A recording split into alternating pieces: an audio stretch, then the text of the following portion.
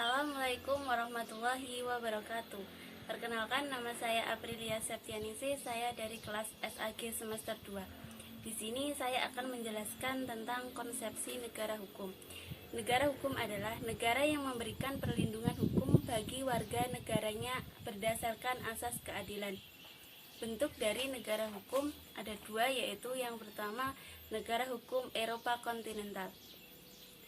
Negara hukum Eropa kontinental dianut oleh negara Prancis, Jerman, dan juga Belanda. Bentuk negara hukum Eropa kontinental ini dirumuskan oleh Immanuel Kant.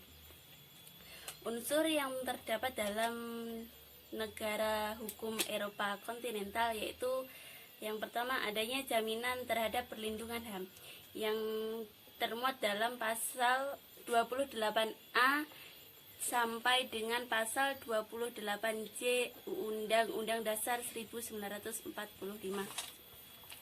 Yang kedua yaitu adanya pemisahan kekuasaan yang termuat dalam pasal 2 sampai dengan pasal 24C Undang-Undang Dasar 1945. Yang ketiga yaitu adanya pemerintahan berdasarkan undang-undang.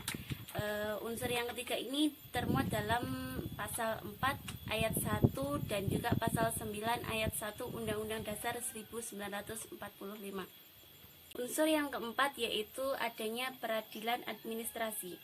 Peradilan administrasi ini dimuat dalam pasal 24 ayat 2 Undang-Undang Dasar 1945. Bentuk negara hukum yang kedua yaitu negara hukum Anglo-Saxon. Negara hukum Anglo-Saxon ini dianut oleh dua negara, yaitu negara Inggris dan juga Amerika Serikat.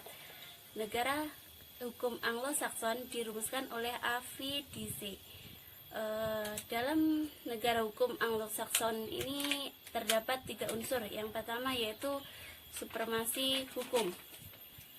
Adanya supremasi hukum ini termuat dalam pasal 1 ayat 3 Undang-Undang Dasar 1945. Unsur yang kedua yaitu kesamaan di hadapan hukum. Unsur yang kedua ini termuat dalam pasal 27 ayat 1 Undang-Undang Dasar 1945. Unsur yang ketiga yaitu perlindungan terhadap HAM. Unsur yang ketiga ini termuat dalam pasal 28A sampai dengan pasal 28J Undang-Undang Dasar 1945. Ya.